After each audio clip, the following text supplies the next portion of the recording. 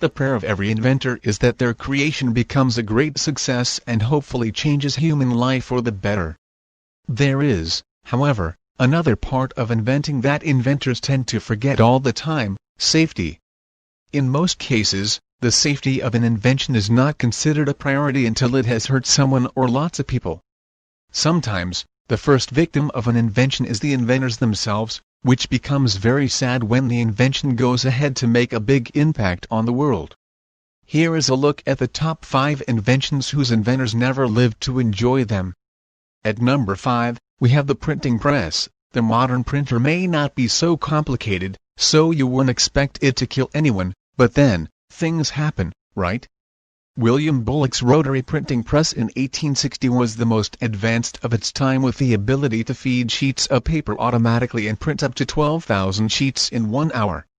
The technology made it possible to print news in record time. The worst happened in 1867, while Bullock was repairing one of his machines when his leg was caught inside the press. His leg was infected, and this being 1860, treatment for infections was not the best. He caught gangrene and died from the wounds. At number 4, we have the flying car. The idea of flying cars crosses people's minds all the time, and many inventors have tried to come up with the best version of the flying car, but most of them end up in the trash. In 1971, Henry Smolinski, an engineer, and his friend Hal Blake created the first working prototype of a flying car called Ave Mizar.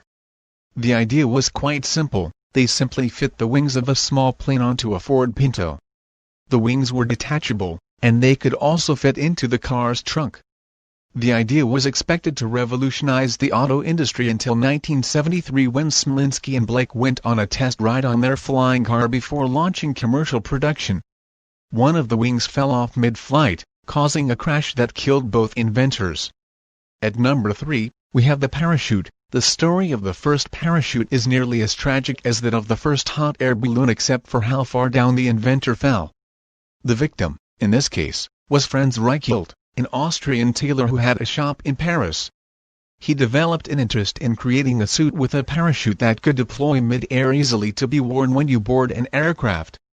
It was a few years after the first person died in a plane crash, and the hunt for ways of making air travel safe was a priority for many people. His first experiments with mannequins from the roof of the shop failed terribly. He did the first human experiment with himself as the subject and broke his leg in the process. He, however, made a breakthrough that he claimed had worked and requested a permit to carry out the experiment on the Eiffel Tower with journalists to watch. Instead of using a dummy as agreed, the tailor put the suit on himself and jumped to his death. No one has ever tried to reinvent his air suit again. At number 2, we have the hot air balloon. The idea of traveling the world in a fully supplied hot air balloon is interesting and all, but not in the 18th century when the technology was not fully developed. The only safety net between you and certain death was a heating chamber full of hydrogen gas. The first victim also happened to be the inventor Jean-François de Rosier, a chemistry teacher turned engineer who loved the idea of floating above the earth. His first balloon flight was a success after testing the balloon with sheep and goats and finally himself. He then created a bigger balloon that he named after himself and decided to fly it across the English Channel. Well, that flight landed only 500 meters off the French coast, and there were no survivors. Finally, at number 1, we have leaded petroleum. Thomas Midgley was a great inventor, although he is believed to have caused the other half of global warming after industrial CO2 emissions. He held patents to more than 1,000 inventions by the time he died in November 1944. His most regretted inventions were CFCs and leaded petroleum, which he invented to stop car engines from knocking. He was so keen on selling the idea of leaded petrol being safe for human beings that he washed his hands in tetraethyl lead, which caused lead poisoning on himself and many employees at his company. The complications from the poisoning did not kill him immediately, as he lived long enough to contract polio. He then invented a special machine that would help him stand up from bed despite the crippling impacts of polio. The machine's pulley and rope system malfunctioned on November 2, 1944, and strangled Midgley to death. it is still right to call him one of the greatest scientists that ever lived despite the negative impacts of some of his inventions.